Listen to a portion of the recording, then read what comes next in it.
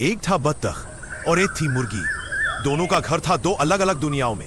बत्तख रहती थी पानी के किनारे और मुर्गी रहती थी धूल भरे गांव के मैदान के पास। दोनों की दुश्मनी बरसों पुरानी, जैसे जन्म से ही एक दूसरे को देखकर आग जल उठती हो। एक शाम सूरज ढल रहा था, हवा में हल्की धूल थी और ठीक तभी दोनों का सामना हो गया गांव की सरहद पर। मुर्गी की लाल शूटिंग स्ट्राइप्स सूरज की रोशनी में चमक रही थी और बत्तख सफेद पंखों में हल्की हवा का झोंका लेकर खड़ी थी बेहद आत्मविश्वास के साथ। दोनों की आंखें मिली, चारों तरफ सन्नाटा, हवा भी जैसे रुक गई हो।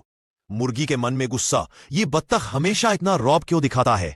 बत्तख भी कम नहीं, ये मुर्गी मेरे इलाके में फिर से क्यों आ गई। धीरे धीरे दोनों आगे बढ़ने लगे। एक कदम, दो कदम, पंखों से धूल उड़ने लगी। फिर अचानक दोनों आमने सामने रुक गए। बत्तख बोली, आज पता चल जाएगा असली राजा कौन है। मुर्गी फुसफुसाई, चाहो तो अभी यहीं से लड़ाई शुरू कर देते हैं। दूर से तेज हवा का झोंका आया और दोनों के बीच धूल की एक परत बन गई। दोनों कुछ पल चुप खड़े रहे। गुस्सा था, पर मन में एक सवाल भी, क्या हम सच में दुश्मन हैं या सिर्फ एक गलतफहमी। यहीं से उनकी कहानी की असली शुरुआत होती है और आज हम देखेंगे इन दो दुश्मनों की जिंदगी में आगे क्या होने वाला है।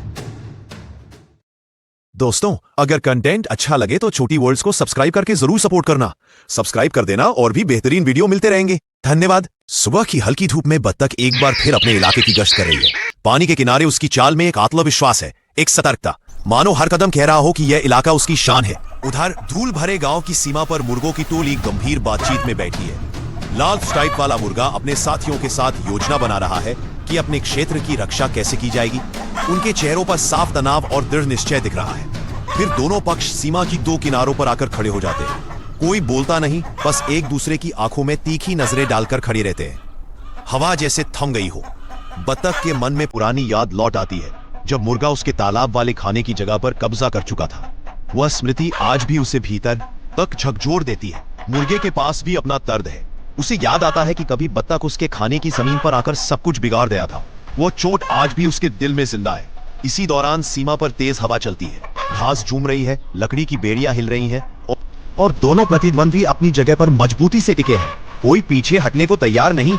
इसके बाद बत्तख चुपचाप अपने इलाके में लौटा और एक पुराना लकड़ी का डिब्बा खोलकर फटा हुआ युद्ध मानचित्र बाहर निकालता है। उसकी आंखों में सिर्फ एक ही बात, अब नहीं हारना। उधर मुर्गा भी चुप नहीं बैठा। उसने अपनी पूरी टीम को इकट्ठा किया।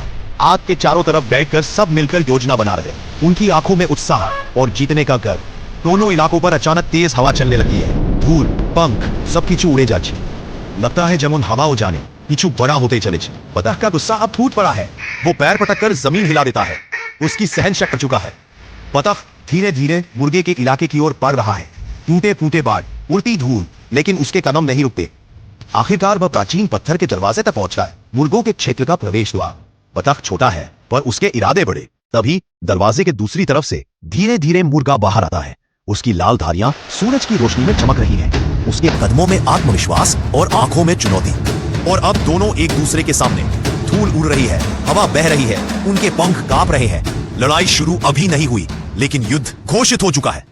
धूल से भरी एक विशाल जमीन पर दो ओर से आगे बढ़ रही थी दो सेनाएं। बाएं तरफ श्वेत बत्तखों की सेना और दाएं तरफ पीली मुर्गियों की सेना।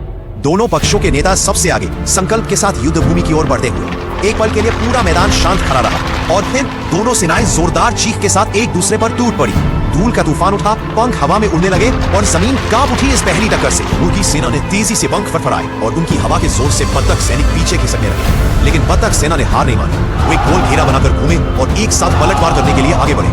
युद्ध अपनी चरम सीमा पर पहुंच चुका। हर तरफ चीखें, उड़ते पंख, उछलती धूल, मैदान पूरी तरह अराजक हो गया।